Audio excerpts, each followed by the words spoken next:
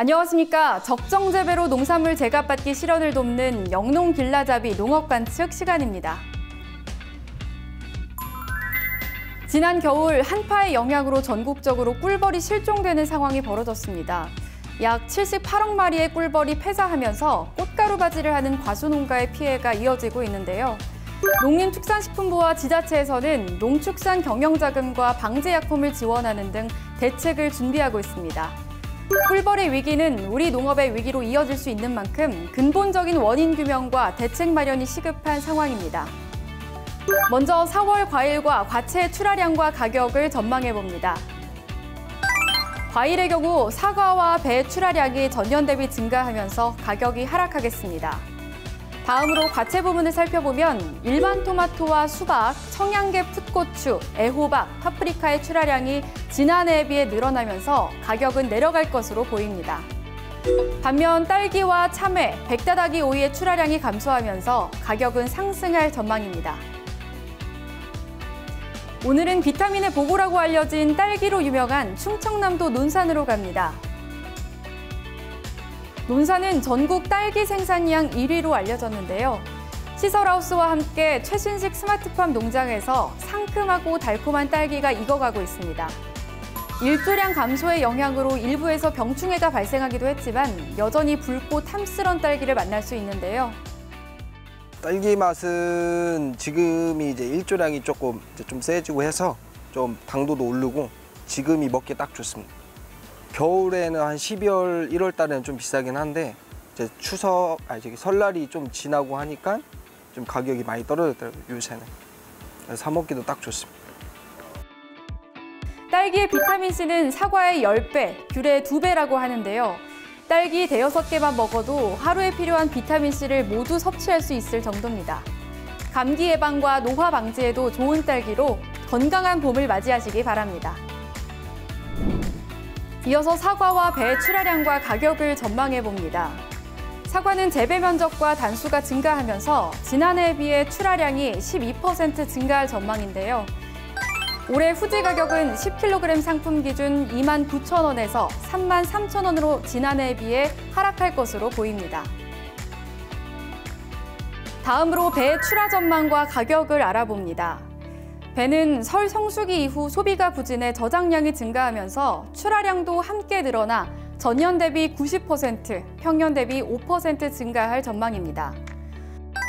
4월 신고 가격은 15kg 상품 기준으로 48,000원에서 52,000원으로 전년 대비 하락할 것으로 예측됩니다. 이제 주요 과일의 2022년도 재배 면적을 전망해봅니다.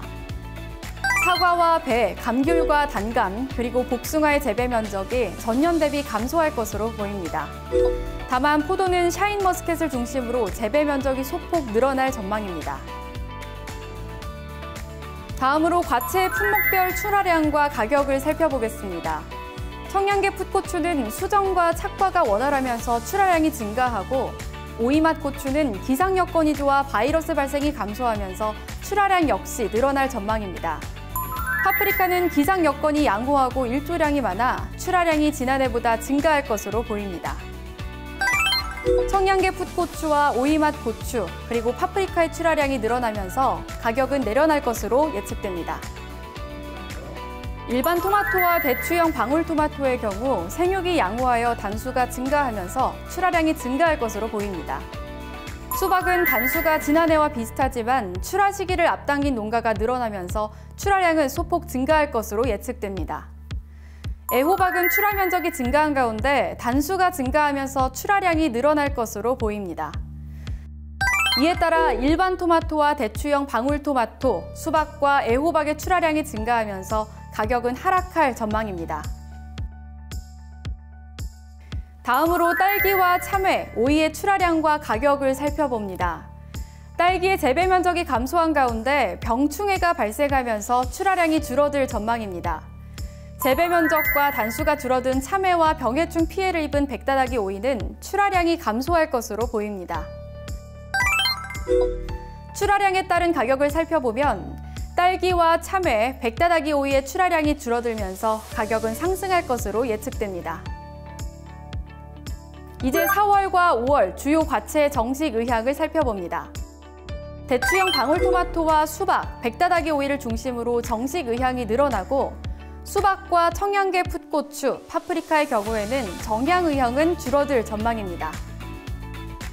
이제 한국농촌경제연구원을 전화 연결해서 재배 농가에서 놓치지 말아야 할 정보를 전해드립니다.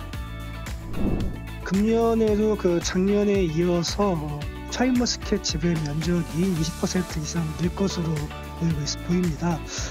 그러면서 샤인머스켓이 포도계 중에서 가장 큰 비중을 보일 것으로 예측되고 있는데요. 이렇게 면적이 늘어나다 보니까는 가격이 하락할 것은 좀 불가피해 보입니다. 그렇지만 작년 같은 경우에도 고품질 샤인머스켓은 가격 하락폭이 크지 않았습니다. 그렇기 때문에 금년에도 샤인머스켓 재배를 하실 때에 포도와 솎아주기라든지 철저한 시비 관리 등을 통해서 고품질 샤인머스켓 생산을 당부드립니다. 더 구체적인 농업 관측 정보는 농업관측센터 홈페이지에서 쉽게 확인하실 수 있습니다.